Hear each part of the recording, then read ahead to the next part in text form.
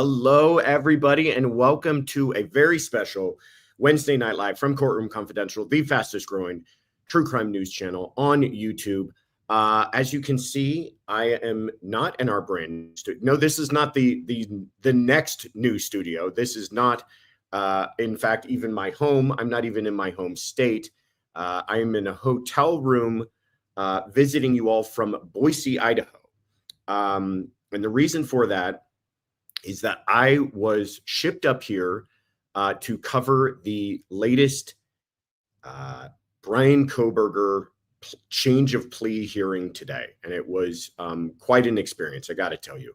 First, I got to tell you, I'm so glad that you're all here. But secondly, I'm absolutely exhausted. So if I appear a little out of it, if I'm a step or two behind what I normally am, that is because I've been up since about 3:30 this morning because I have a very special announcement for all you guys. I am a brand new legal news contributor for Fox News. It's really exciting, something I've been negotiating with them for a little while. I'm very excited about it. Fox News is really making a push into, there I am, into covering true crime. And Bryan Kohberger was going to be their big first case that they've covered. There was plans to have a tent and cover it live every day and have commentary and all this incredible stuff.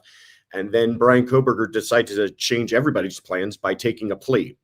But Fox says, all right, we'll cover that. So they sent me and a few other folks up to beautiful Boise, Idaho, to cover that. So since 3:30 this morning, like I said, we've been doing hits throughout the day. There I am, being announced as part of their legal coverage team.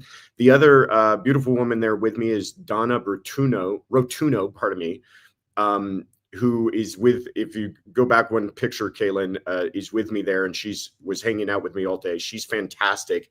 She's also a former prosecutor and a criminal defense attorney. She actually defended, you might recognize her name, she defended Harvey Weinstein in the first trial, the one that took place a couple of years ago that was eventually overturned.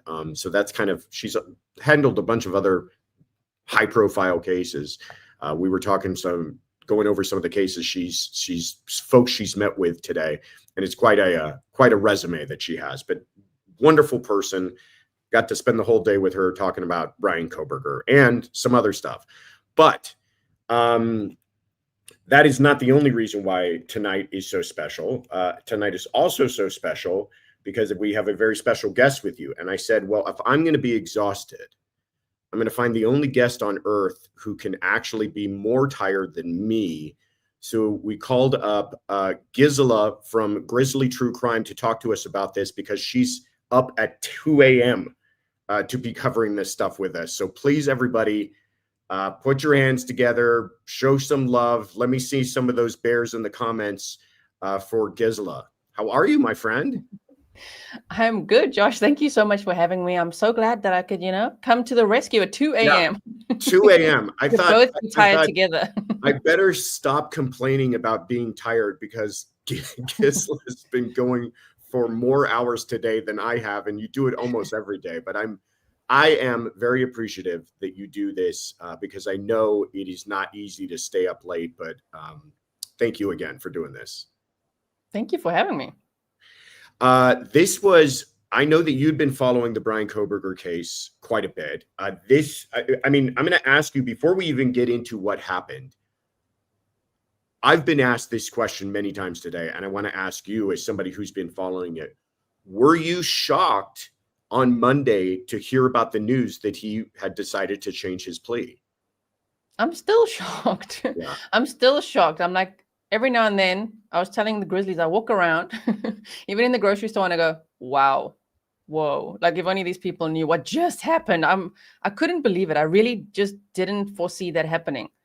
And wow, even then to watch him, actually, I thought maybe it's rumor. Maybe is it fake news? Is it really happening? Wow, today we really saw that hearing, and it really happened. It's so funny you say that. There was something about it that I kept on waiting for some sort of gotcha moment. Like I kept on waiting for us to hear that, no, in fact, it's not going to happen, or the prosecution has changed their minds, or Bryan Kohberger, I even thought until he was in court today, he might change his mind. There was just something so bizarrely out of the blue about this whole thing, no? Yes, I think so. I mean, I wonder what was happening behind the scenes then all along, or for the last while. When did this conversation come about? Was it really only over the weekend, or is it something the defense decided, you know what, let's just take up the offer from earlier? Maybe it was from, I don't know, months ago, weeks ago.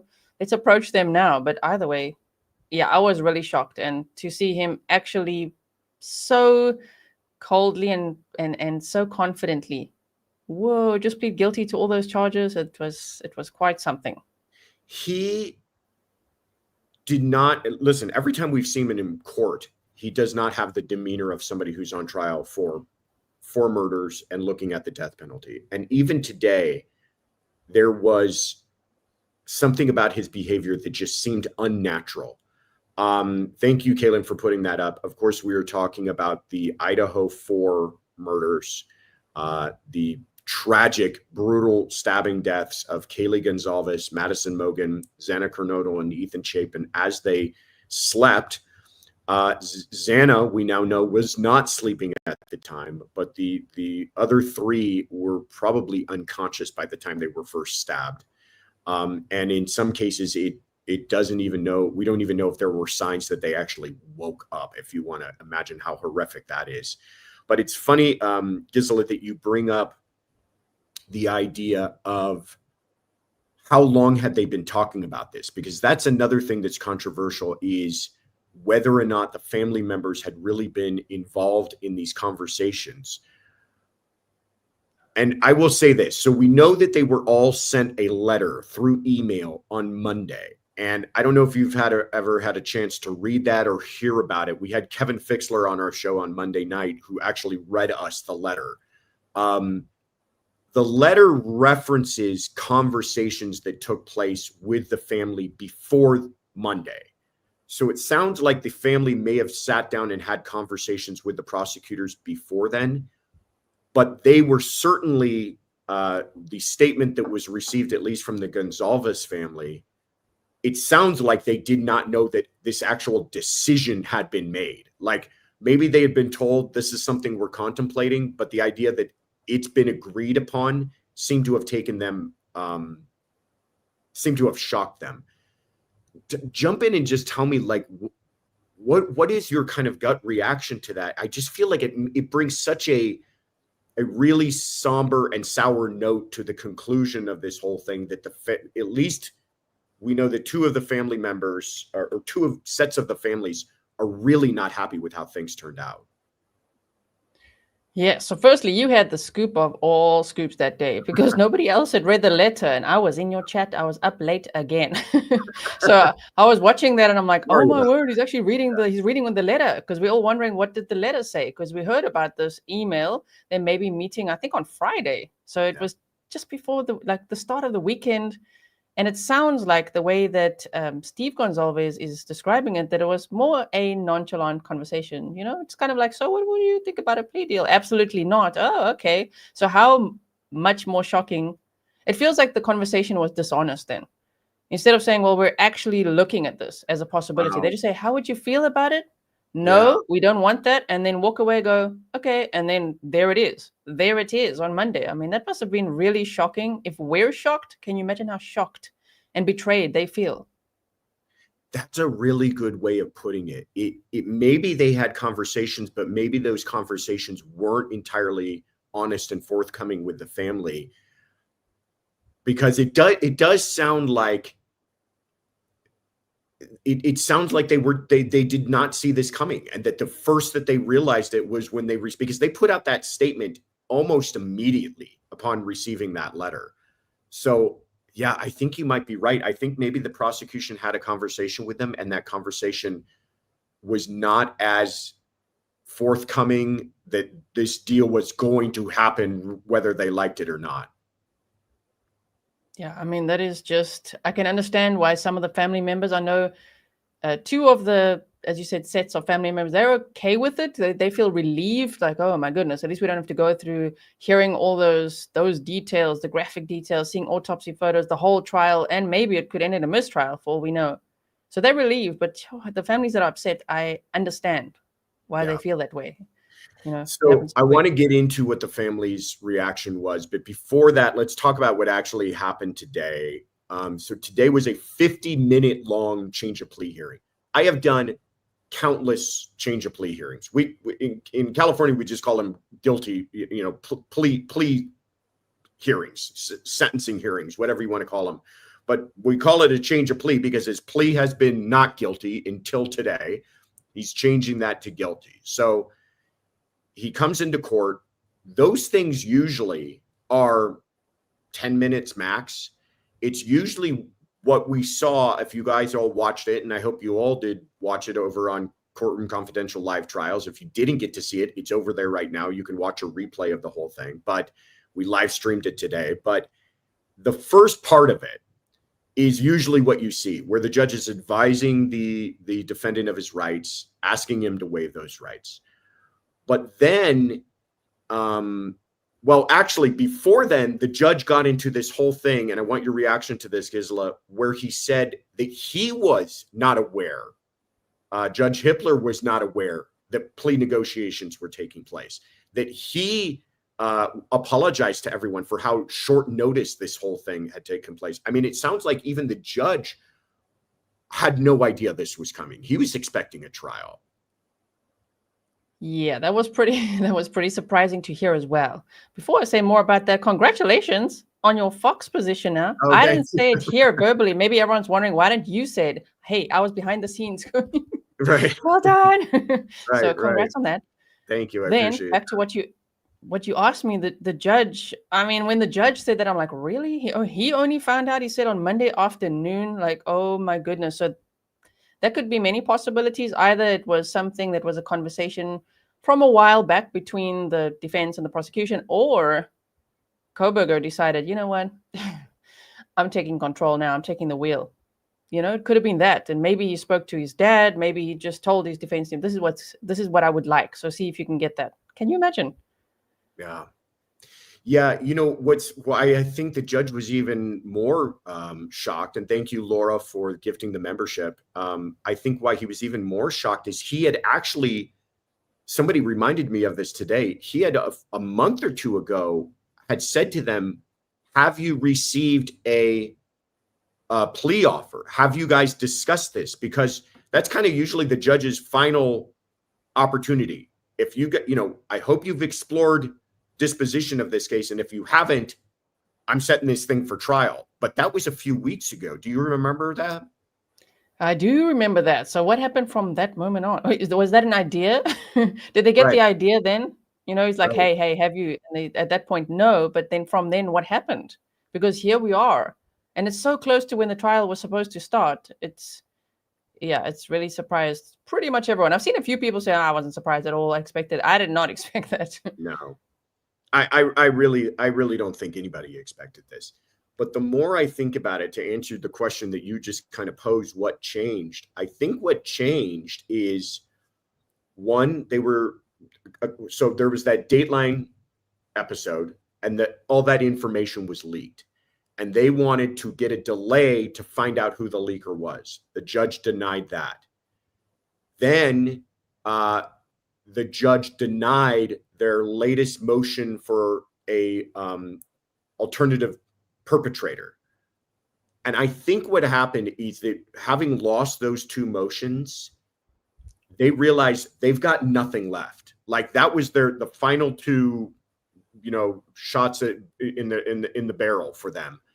And they probably turned to their client and said, okay, you wanted us to let you know when we've run out of options. Well, we're at it now, and we're going into trial, and the trial's not going to go well, and you might get the death penalty. And if you want any chance of avoiding that, you need to tell us now.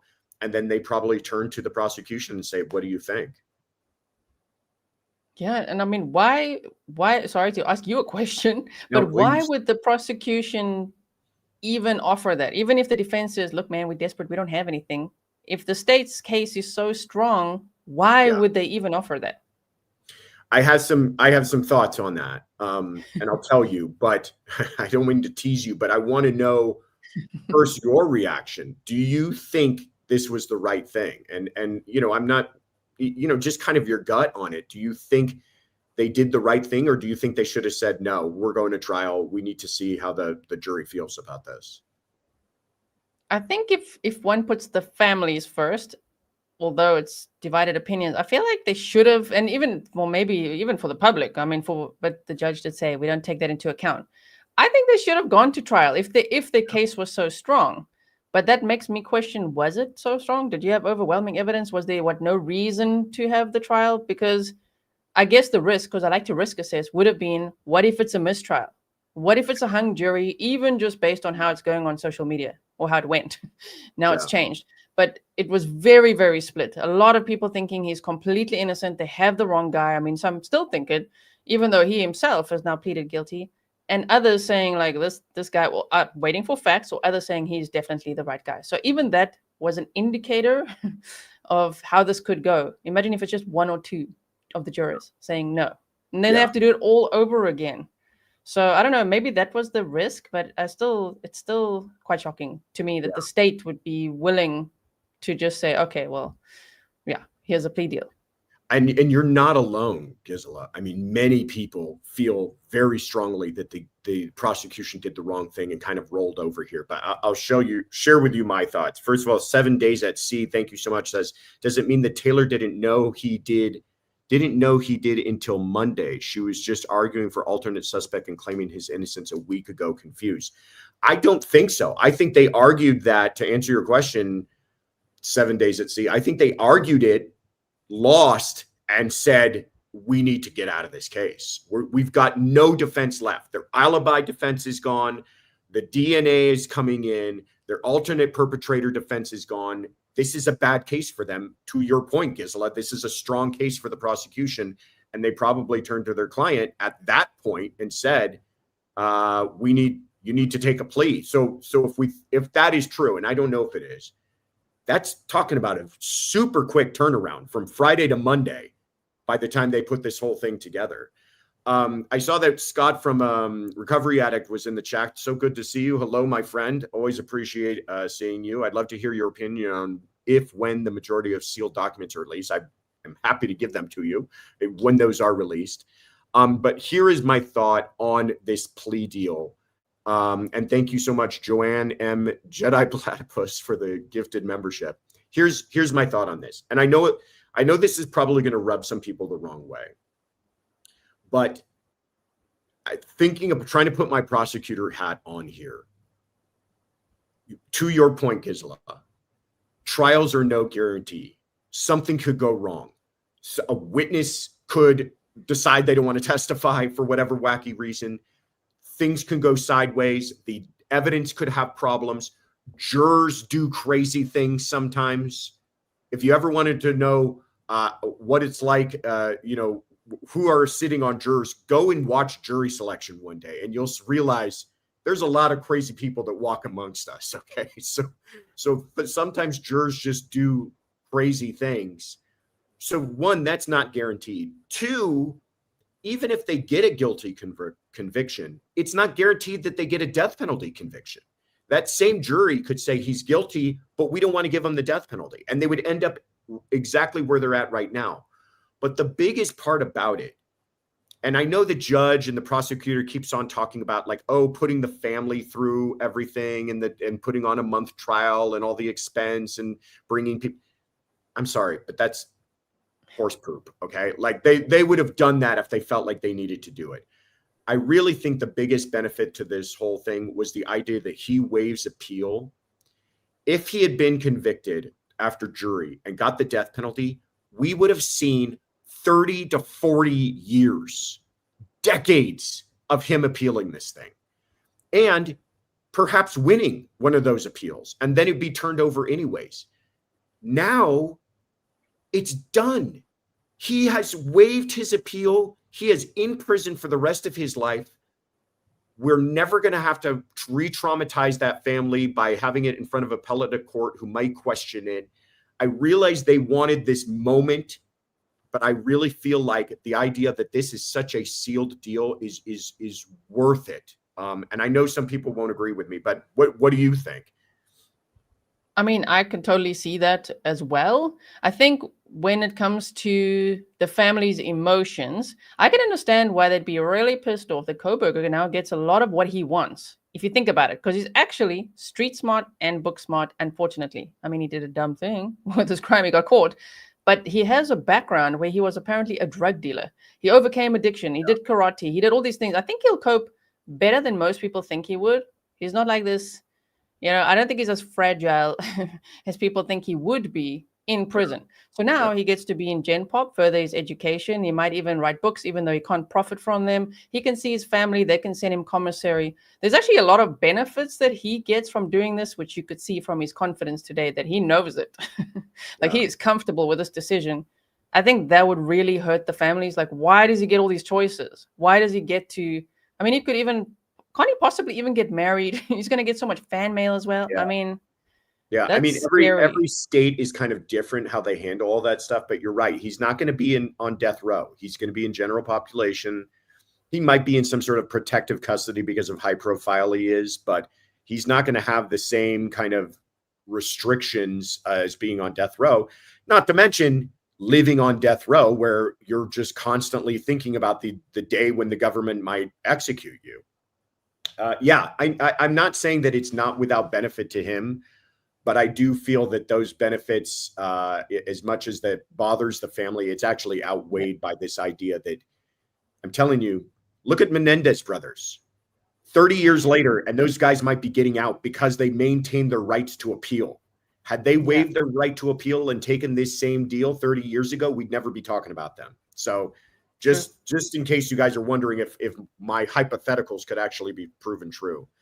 I want to get your reaction to a moment in court, because one of the things that I have had a major problem with this is that it wasn't what we call a factual basis plea, where they made him tell us what happened. But the judge did something kind of similar to that. He asked him on 4 separate occasions if he willfully, unlawfully, deliberately, and with premeditation and malice aforethought killed Kaylee Gonzalez, Madison Mogen, Xana Kernodle, Ethan Chapin. But here's some video I want to show you right now and just get your reaction to this moment in court. Just give me 1 second. You guys got to forgive me because I'm only working off my laptop and I'm in a hotel room, so I don't get to get yelled at for my technical abilities. And then let me ask you, did you, on November 13th, 2022, enter the residence at 1122 King Road in Moscow, Idaho, with the intent to commit the felony crime of murder? Yes. Did you, on November 13th, 2022, in Latah County, state of Idaho, kill and murder Madison Mogen, a human being? Yes. And did you do that willfully, unlawfully, deliberately, and with premeditation and malice aforethought? Yes. Did you, on or about that same date in Moscow, Idaho, kill and murder Kaylee Gonzalez, a human being? Yes. And did you do that willfully, unlawfully, deliberately, and with premeditation and malice aforethought? Yes. And did you, on that same date in Moscow, Idaho, kill and murder Xana Kernodle, a human being? Yes. And did you do that willfully, unlawfully, deliberately, with premeditation and malice aforethought? Yes.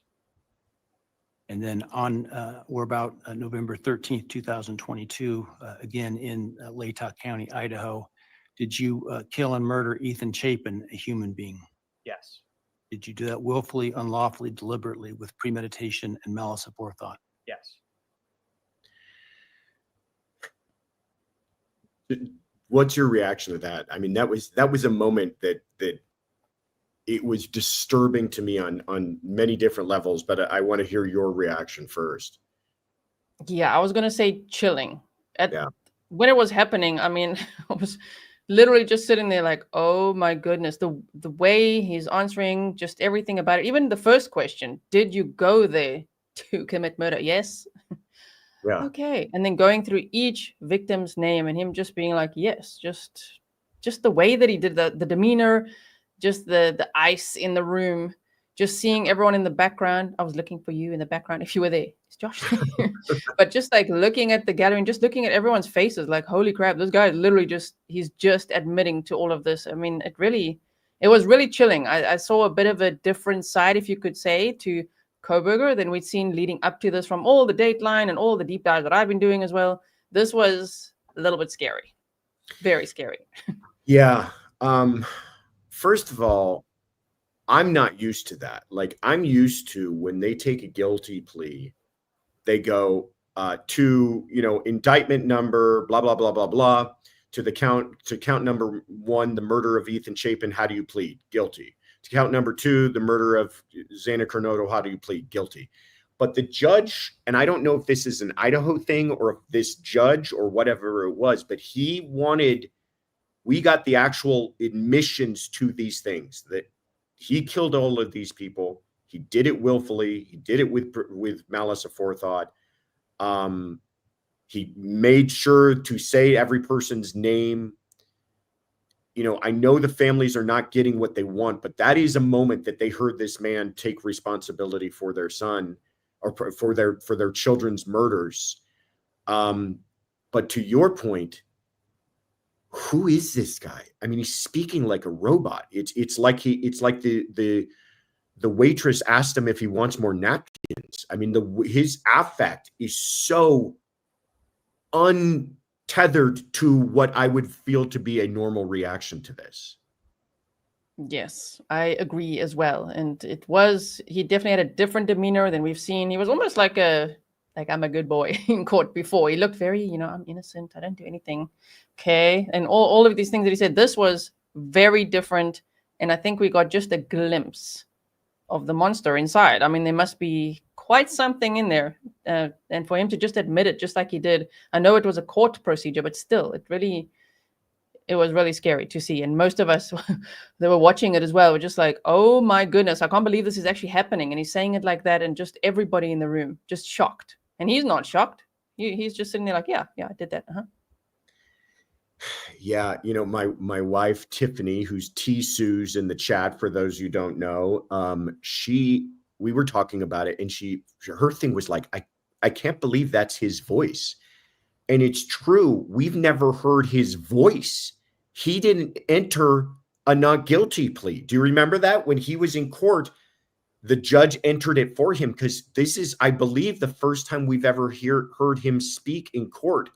So in these moments, I don't know what I expected. I don't know if I expected a little more emotion, a little more kind of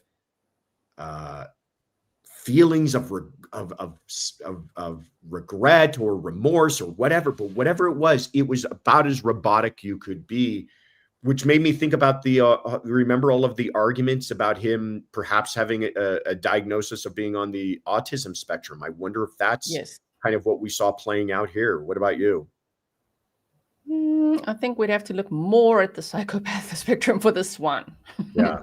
Even if that's a factor, I think him, the way that he was today as well.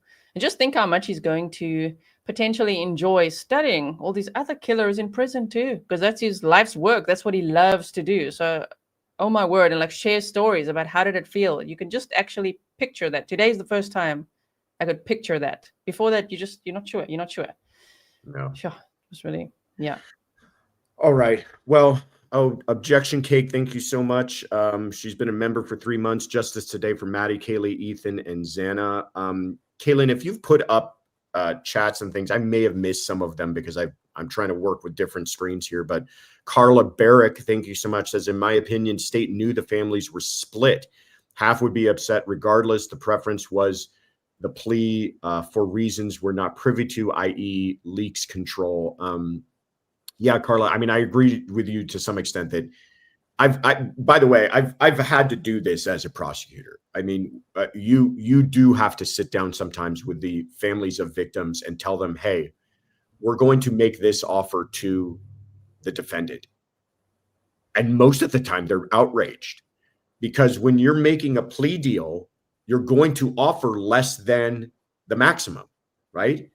And that many times to victims' families says, then you feel my family member is worth less than the maximum, right? It's like they cannot get, if it's the person's looking at 10 years or 50 years, if you're going to give anything less than what the maximum is, they feel that somehow they're being shortchanged. So I kind of understand what it's like to be in the position of the prosecutors here. Oh, and then Cheryl says, thank you, Josh and Gisela, for your insights and thoughts. Well, thank you. Polio just sends us a super chat. I appreciate that. And then Briatic, hello, my friend Scott again. And thank you for gifting the memberships. What a pal. What a great guy you are. Great show, amazing guest, fantastic community. Right back at you, my friend. All right, Gisela, I want to ask one more kind of section on this of you, and then maybe we could get to some questions. But 2 of the 4, we've talked about this quite a bit. 2 of the 4 victims' families are unhappy. 2 of them look like they are in support of it, 2 of the victims' families. But the Zaina Knodl's family, Zaina's aunt, Kim, told TMZ today that her family did not want the state to offer a plea deal. They were not trying to spare us, was her response. That's the first I've kind of heard from another family. But the most vocal family in opposition to this has been the Gonzalez family, and led by Steve Gonzalez, the father, Kaylee's father. And they actually went about trying to get a campaign of people together to stop this. He actually protested this today by not even entering the courtroom. He is very bothered by this whole thing. But you can kind of get it, right? I mean, I feel like we need to give this man the space to grieve in any way that he wants. Yeah, I think so as well. There's different reactions to this. Families grieve differently, and I agree. I understand that some people are, I don't know, annoyed with him. I don't know if that's the right word, but some people are like, why is he doing this? But imagine, I don't think anyone can even imagine being in his shoes. It must be so horrific, and he's angry about it, obviously. And just like, what is this? We didn't have a conversation about this. Is not how I saw it going, and he wants justice for his daughter, whose life was so brutally taken. I must say, I've told you before, my husband doesn't actually watch true crime, but you know that it's a huge deal when he's secretly tuning in. He watched that wole hearing today. Really? I'm like, oh yeah, he watched the whole hearing, and he's like, I feel exactly like Kaylee's dad, and this is not right. And like he doesn't watch trials or true crime at all, and he was just so angry about this outcome as well. Like, well, how is this fair? Like, what is going on? So yeah, mixed reactions all around. So I can't imagine being a family, being a parent of these victims who were murdered like that. And they, as Steve said before, they did everything right. They had a buddy system. They went out, they got an Uber, they came home, they checked everything. They were in their house, they were in their rooms. They didn't do anything wrong, right? It's just like this person just enters the home and kills 4 people. I mean, that's beyond comprehension. So I can understand why he feels like that. I was trying to, whenever these cases become very popular and nationwide coverage and worldwide coverage, I always try to find out, like, what is it about it that makes it that way? And sometimes it's very obvious. I mean, Sean Combs, we're going to talk about that. I'm going to talk about that a little bit later. He had some news today. It's fairly obvious why that is. He's Sean Combs. He's P. Diddy. Like, of course, that's going to make some news. This case, why? And I think what you pointed out, yes, it's 4 students, and that's always going to make news. But the circumstances, sleeping in their beds, not causing problems to anybody, living their lives, having fun, college kids on the verge of their very bright futures, and to be stabbed in the middle of the night is just the stuff that nightmares are made of. And then add to that Bryan Kohberger. No criminal history, not some, escaped mental patient, some guy who's getting his doctorate degree and he decides to go murder these people. It's just like you put that all together and your brain can't square it. Yeah. Yeah. It's really, really scary because I like to always say in true crime, what can we learn from this? So obviously I'm from South Africa. We have like burglar bars, lock your doors, all the things, right? So that could be, but still, I mean, it's like it is such a brutal crime that happens so quickly as well. From the whole prowling around, circling the vehicle and all that, but from parking to entering to leaving no bloody footprints and all of that, this calculated, I don't know if he planned to kill 4 people. They still don't know, but still what he did and what he's admitted to is killing 4 people and then walking out. I mean, it's got so many very eerie elements. Yeah. Eerie is the right word. Yeah. Let's take some questions if you still got some time with us. Well, Yes. I know you got time because I'm keeping you to talk about Stephan Stern. So let's get through some of it so we have time for that. But Brittany Judd says, do you think he will address the families at sentencing? That wasn't talked about today, but I know that many times that is a time when judges feel it's appropriate to hear from the defendant. They're usually entitled to give some sort of statement. They're usually not allowed to turn that into some sort of sermon, but we may hear from him here. What do you what do you think that could possibly look like? Oh my. I mean, at this point, he's actually quite unpredictable. One would think by now we sort of have I think even just based on what he just did, I think he's very unpredictable. And I wouldn't be surprised if either he sits silent or if he reads a whole damn manifesto. I don't know. Yeah. I don't know how it's going to go at this point. Like, I feel like he thinks he's justified in what he did. I get that vibe. I'm not sure why, but I'm like, are you going to read a manifesto or are you going to be quiet? Those are the options that I see. So we'll have to wait and see. I agree with you. I'll tell you this. One thing I'm sure of, I'm not sure he'll do it. I'm not sure what he'll say. But I am sure that whatever he says, it will not be satisfactory to the families. It will not make them feel better. It's not going to be some moment where they're going to feel like further closure on this whole thing. A couple of questions here that are kind of along the same lines. Mrs. L says, are you sure you can't write a book and profit to pay reparation to the families? What about other prisoners who have written books? And then Colorado Yea says, what can families do regarding Son of Sam laws? And so you're both kind of answering each other's questions there. Most states, and I imagine Idaho, has laws in place where you cannot profit off of a crime. So you can't murder people, go write a bestseller, and then make a bunch of money from it.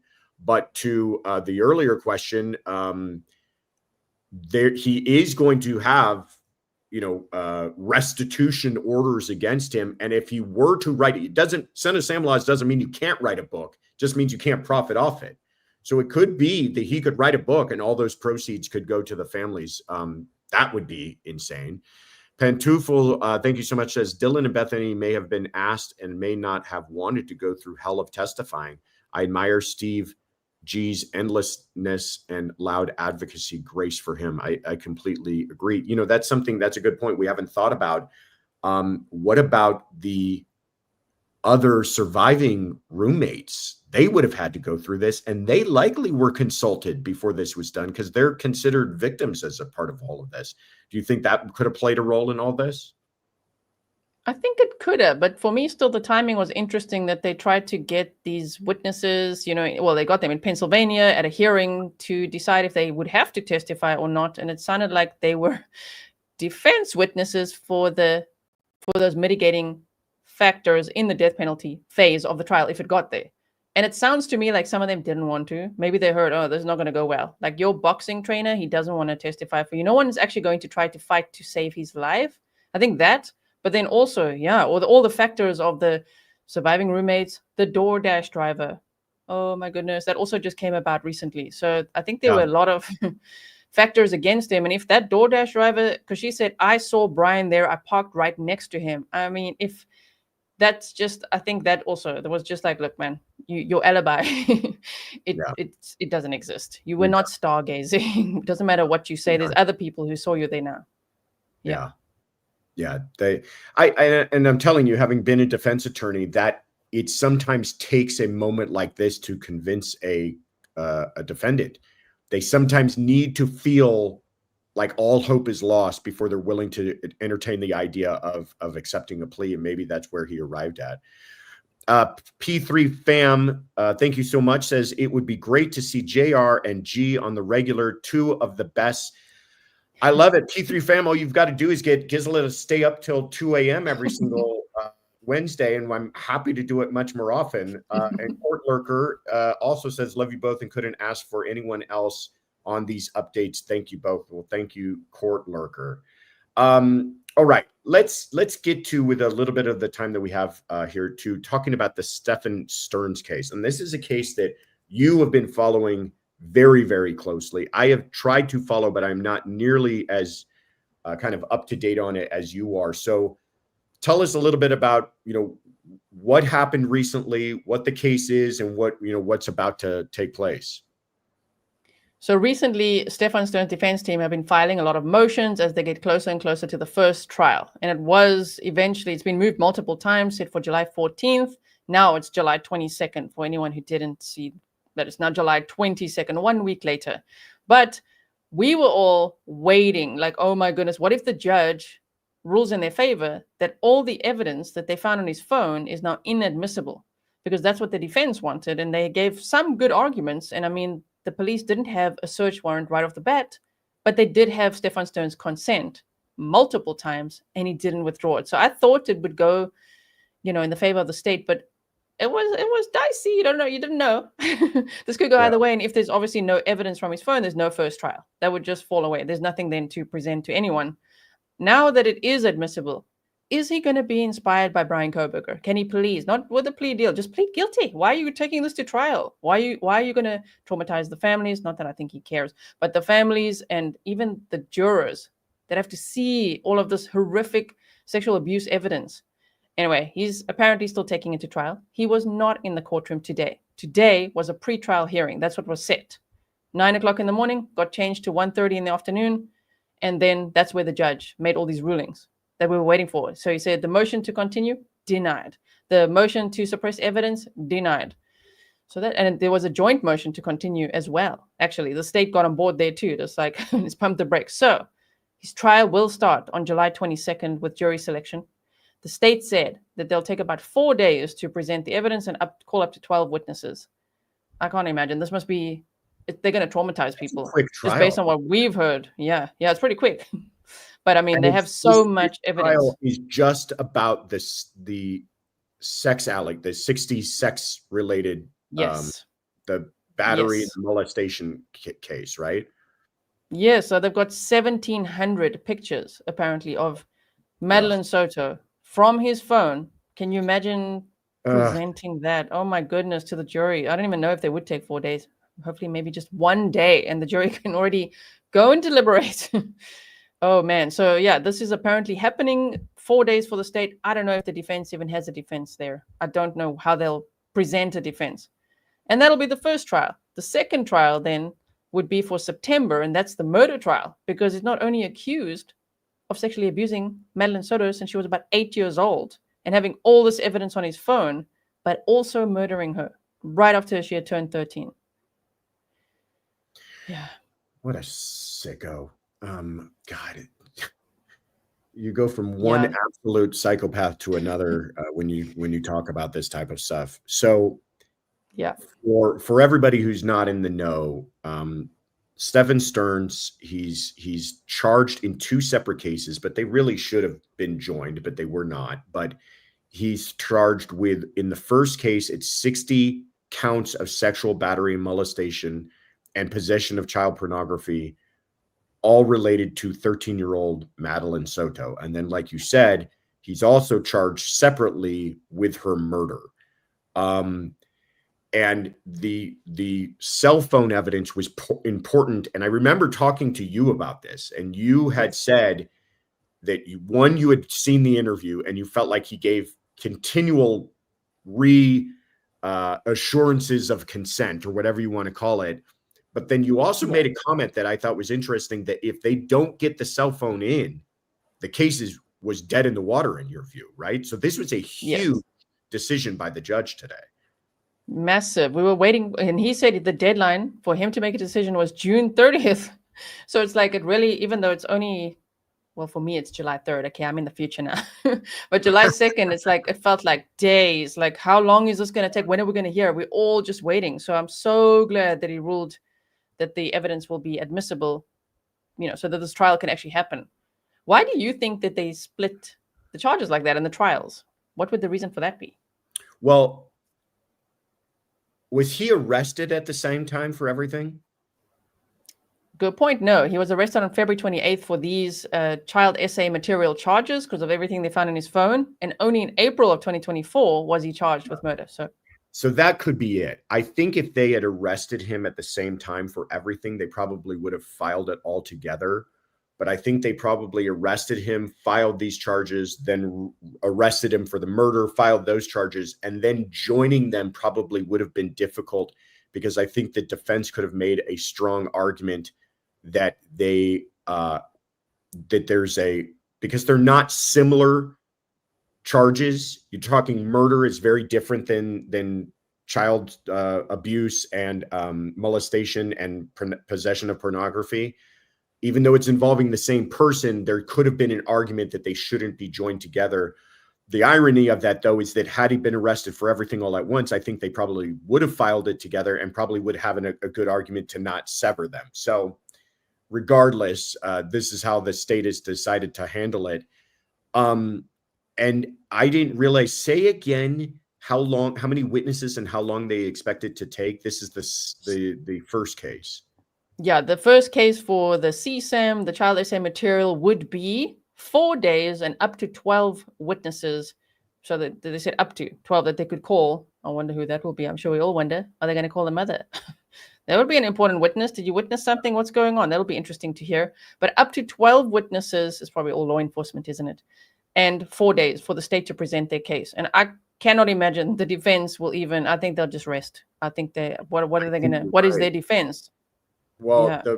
Now that you describe it that way, it sounds like if this whole case is about what was on his phone, then that's all they're going to do. They're going to call the officer who recovered the phone, the officer who, recovered the evidence from that phone, and then maybe an officer to talk about what exactly is child pornography, and then just show these poor jurors are just going to have to see image upon image of awfulness for several days in a row. That's going to be a horrific thing for those jurors to sit through. And it's so bad because they have to identify him in some pictures by a freckle on his what. So they're going to have to look at that. Oh my God. They're going to have to look at that and look at probably the video from when they arrested him and things were blurred out. But unfortunately, with the FOIA request that I got, no, initially it was not blurred out. I had to see all of that myself, just a glimpse. So I can't imagine, not the CSAM, just to be clear, because some people think then it's part of it. No, just when he got arrested and he's booking photos and then, take the boxes off and all that, because they want to see the freckle. Oh no, the poor jurors. Oh my So they're going to hate that guy. To that point, 7 days at sea, thank you again, says, can the jurors leave if they can't handle the images? I imagine the jury selection on this case will almost be entirely about that, right? It'll just be, listen, you're going to be shown incredibly graphic images of very disturbing things, and you're going to be shown them for several days in a row. And you know what? As a prosecutor, I've never handled a case like this, but I've handled cases involving SA before. And you get a lot of people who say, I can't sit through this. I've got experiences, loved ones of mine can't sit through this. It's going to take some time to select that jury, don't you think? I think so. Jury selection starts July 22nd. So yeah, that could take longer than the actual trial. Yeah, it could, honestly. Yes. Now, is there any updates or latest on the murder trial? What's happening with that? Nothing yet. I believe that the outcome of this trial, from what I'm understanding, would be an aggravating factor for the next trial, because the next one is a death penalty case. So here we go again with, as you said, another psycho, another death penalty case. Will he ever take the plea? I wonder. Will he be offered one? I don't know. But so the next trial is set for September for now, which would have clashed with Kohberger's trial, by the way. So people were worried about that. Don't worry now. Clearly, Kohberger's pleaded guilty. But for Stephan Stones, it should be in September. I won't be surprised if that one's moved either.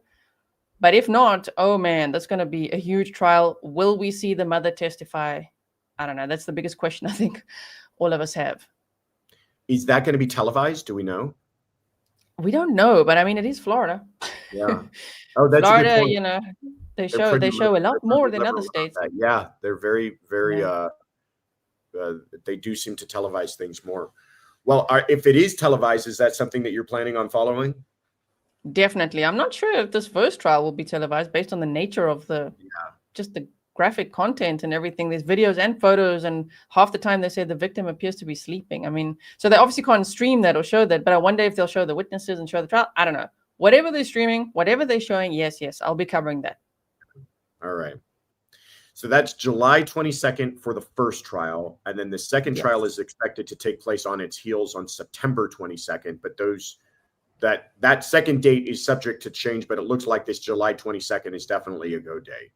Yes, that one has now been changed so many times, and the judge said no, denying the joint motion to continue. Here we go. So it's kind of like, it's just like what we saw with Josh Hippler with Kohberger. It's just like, nope, no more delays. Okay, so let's see what he does next. And if you guys are filling out your calendars, I forgot to tell you the dates on Kohberger. He is coming back on July 23rd for his sentencing hearing, where we will hear from the family members. And the judge even said it may carry over into the 24th, which to me means he's going to let anybody who wants to be heard, and be heard for about as long as they want to be heard, because he knows that's important to them. So that could be a 2-day hearing. And he's facing, I didn't get into this as well. He's facing 10 years on the burglary charge, which is really the tail wagging the dog. He's facing 4 consecutive life without parole sentences on the murder charges to be run consecutively, which is the maximum on that. And the judge has not sentenced him to that, but that is per the plea agreement.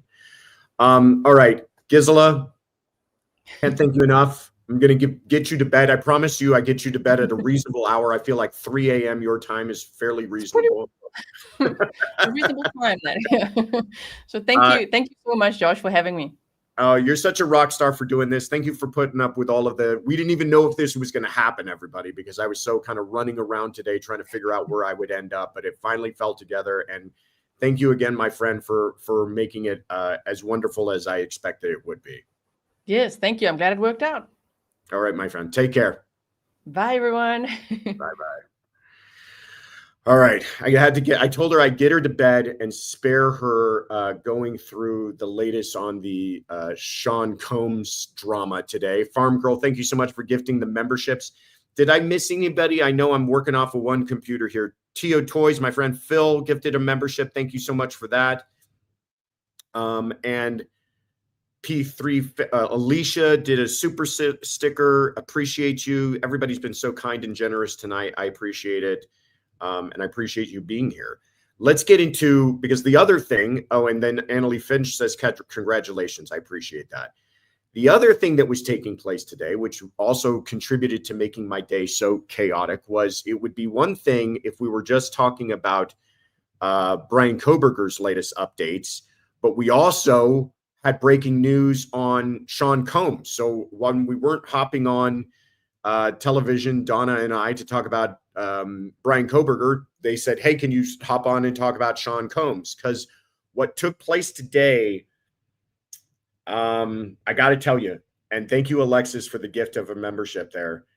What took place today was an absolute victory for the defense. It was more than that, though. I think the better way of putting it was a failure by the prosecution. There is Sean Combs, as depicted by the courtroom artist, who, by the way, this courtroom artist is got some interesting views on perspectives and the use of color, but I'll put all of that aside. There he is, kind of reacting to what happened today, and you can tell he's happy, he's thankful. Gisela says, thanking you for get me some bedtime tea. I love it. Yeah, get some bedtime tea and then get some bedtime. So this is what happened. Over the past few days, we first learned that Sean Combs, the jurors had reached, well, I should start before that. one of the first things that happened is that the foreperson came out and said, one of the jurors is not deliberating, not following the law, not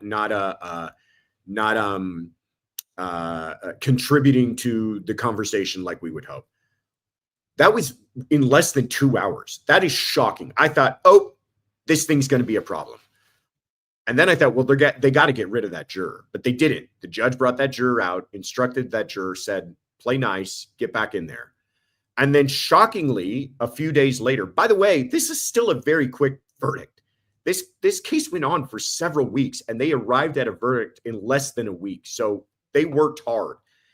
And they came back and said, okay, you know what? Despite our kind of initial growing pains, we've come to some verdicts on things. We've got verdicts for you on several of the counts, but we're struggling with one of them. And I don't know if we were told or if we all guessed that what they were struggling with was likely the RICO charge. Because the RICO charge is very complicated. And if you've been following this case, the one that everybody thought they're going to have a tough time convincing people of. And it was true. That is what it sounds like they were struggling with. But then instead of coming back and saying today that they are hung, they are deadlocked on that charge, they actually came back today and said, hey, we've got verdicts on everything. So breaking news, everybody's freaking out. What are those verdicts? Here are the verdicts. And this is why I say this is a complete failure by the prosecution, and it is a win for the defense, but I think the better way to describe it is as a failure for the prosecution. He was found not guilty of the racketing and conspiracy, the RICO charge, and both sex trafficking counts. So he was charged with 5 different things: RICO, 2 counts of sex trafficking, and 2 counts of transportation to engage in prostitution. He was found not guilty of the racketeering and the 2 counts of sex trafficking, and guilty on the 2 counts of transportation to engage in prostitution. Those were the 2 least important counts. The other counts, the sex trafficking and the racketeering, both had life exposures. In fact, the sex trafficking had a 15 minimum, whereas the racketeering had a 10-year minimum. So having been convicted of any of those, he was looking at more time than what he's been convicted for now. Both the transportation counts have a maximum of 10 years. So I know I'm throwing a lot of numbers at you. All I'm telling you here is that of all of the things, if you rank their seriousness, he got convicted of the last 2. But more than that, he was convicted of 1 count of transportation to engage in prostitution related to Cassie Ventura, and 1 count related to his other girlfriend who was referred to as Jane. More than that, what these 2 counts, how they are different, is that they do not require the government to prove force, fear, or coercion. That is really where the government failed. They failed to convince this jury that there was either force, fear, or coercion used throughout this case. That is why the RICO failed. That is why the trafficking failed. And that is why the only thing that stuck was the charge that really didn't involve it. And this charge is what's sometimes referred to as the Mann Act, which is a very straightforward type of crime. It basically says it's a felony to transport of an individual across state lines for the purposes of prostitution. That's it. Doesn't require all sorts of, intent issues. Doesn't require force, fear, or coercion, all of these other things. Just, did you transport someone across state lines for the purposes of prostitution? And if you did, you're guilty of this. Very straightforward, kind of a controversial law because of how broad it is. But that is the only thing that he was convicted of here. So his exposure went from life down to 10 years. And now it comes down to what do we think he's actually going to get sentenced with? Well, he wasn't sentenced today, but I think we got a little preview on how the judge feels about this. The judge, in kind of a moment that many people have pointed towards as being out of character, the judge said, so this is what happens after you've been convicted, and hello, gossip, rumor, and innuendo, 10 years max. Yeah, 10 years max. Now, if I am speaking wrong about whether or not those can be stacked in other words, consecutively or concurrently, my understanding was that it would be running concurrently, but maybe they could be stacked. But the exposure on those is 10 years. I lost my train of thought. Oh, shoot, I lost my train of thought. This is where my brain is beginning to fry out. Anyhow, he was, oh, shoot, what was I talking about, guys? What was I talking about, Kaylin? Kaylin wasn't even listening. All right. She's laughing because she knows she wasn't listening. The point was, if you want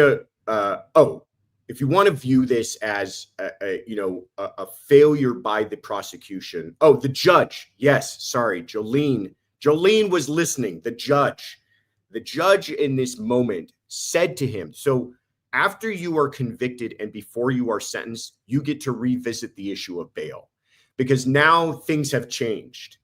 We're always looking for a changed circumstance. So the changed circumstance is that he was charged with 5 things and only convicted of 2. Hey, Your Honor, he should get an opportunity to revisit bail. And the judge, in talking about that issue, told both sides he wanted to receive their positions on that later in the afternoon and said to Sean Combs, I'm sure you don't want to wait to get this issue decided. Kind of like the idea of, don't you want to get out, sir? And Sean Combs apparently, according to reports, shook his head like, no, I don't want to wait, and then kind of raised his hands like, please, please, please, meaning I want to get out. That moment of kind of levity between a judge and the defendant usually means the judge is not feeling all that unfriendly towards the defendant. So he then decided this afternoon he was going to make a decision about that. Well, he got Diddy's hopes up a little bit too early. He did not grant him bail based upon mainly the Cassie Ventura video. He says, listen, you have committed violence against others. You've attempted to commit violence against others. I'm not going to let you out. But I will tell you this, it's probably a good thing for Sean Combs because he will probably get anywhere in the range of 3 to 5 years on this. And he's going to get credit for every moment he spends in jail. So him getting out and waiting a month to come back for sentencing, all he's going to have to do is go back in. But if he stays in, he's getting credit. He's getting good time, work time. He's getting everything he is entitled to as any other inmate. So it's not a waste of time for him. So he'll just stay in a little bit longer. In 2 years' time, mark my words, we're going to be seeing Sean Combs throwing a white party again. I mean, that's the thing about all of this and why it's a failure by the government is that I don't think this man learned a lesson out of any of this whole thing. He basically got away with everything they accused him of, other than the most kind of straightforward of charges that he didn't really have an argument against anyways. Jennifer Bradley brings up, remember when Diddy told the judge, thank you, you're doing a great job. Yeah, these guys are maybe the judge will be invited to the white party. I shouldn't say that. That was an awful thing. I didn't say that. I take it back. Anyhow, to show you how in good spirits the defense was about this whole thing, this is something that you don't see all that often. They had a full-fledged press conference afterwards where every one of the attorneys got up to thank everyone involved like it was them accepting an Oscar.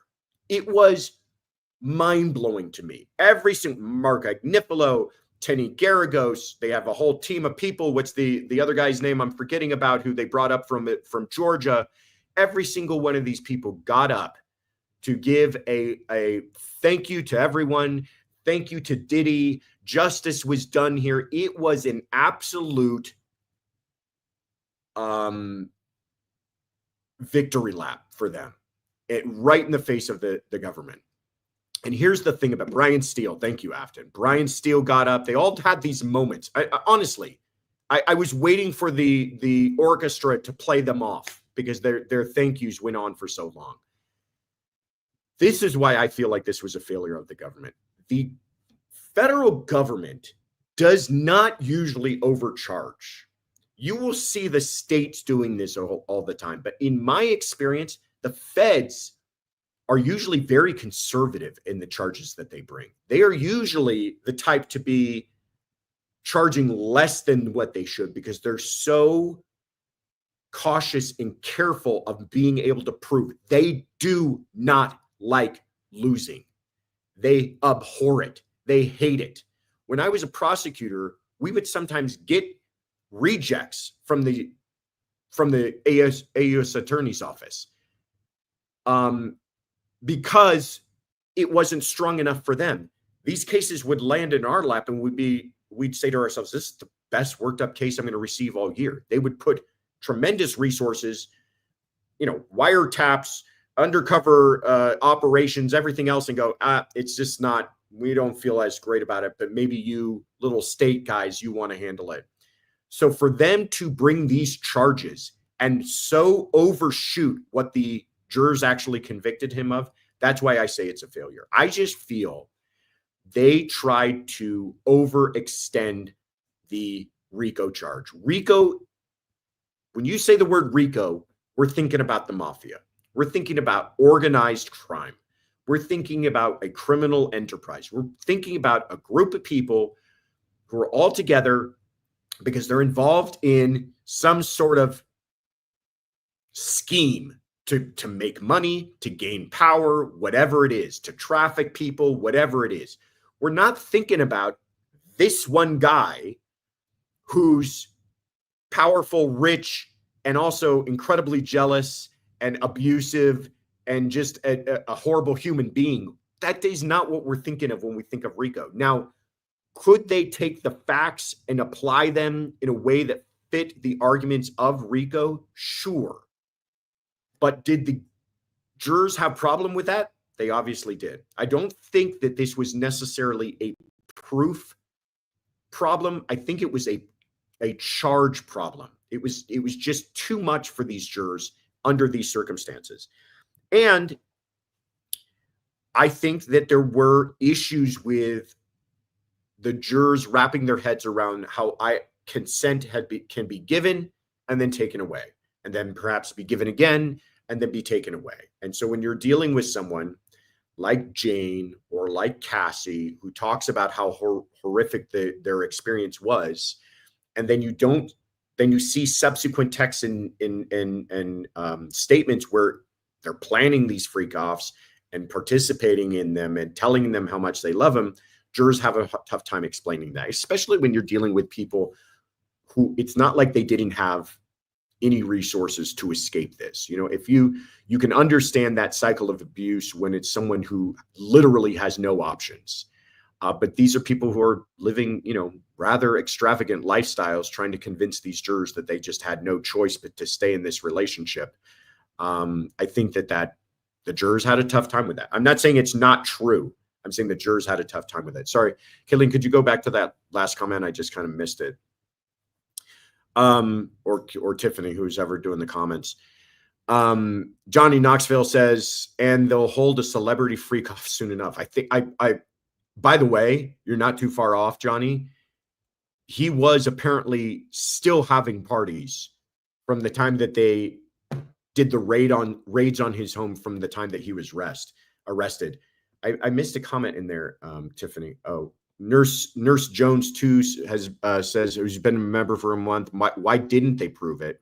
Was evidence kept out? No, evidence wasn't kept out. It's just they had a tough time convincing jurors of why this RICO, why Sean Combs was a criminal enterprise rather than an individual enterprise, is the best way of putting it. Diddy is one of the 2% that beat the feds now. I wonder what that will do for his ego.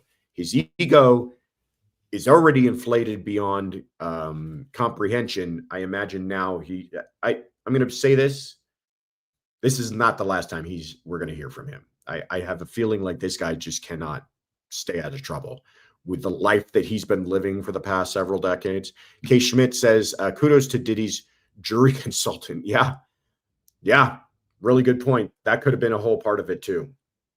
So anyhow, I want to make sure that I thanked everybody I should have thanked in the comments and the super chats and everything else. If I missed you, we'll put it up now. And if I missed you altogether, then I'm very sorry. I apologize and blame it on me being exhausted. But I want to also give a big shout out and thank you to Gisela for being on the show at 2 to 3 a.m. in the morning, her time.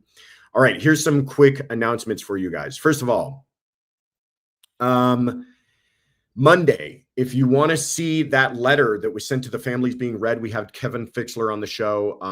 Really another great episode with him. Check that out. That was our Monday night special.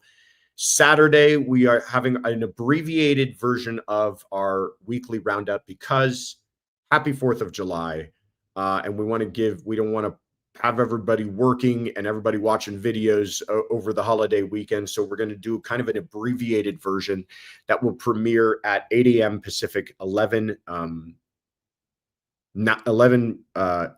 Eastern. That's a new time. We've changed the times a little bit.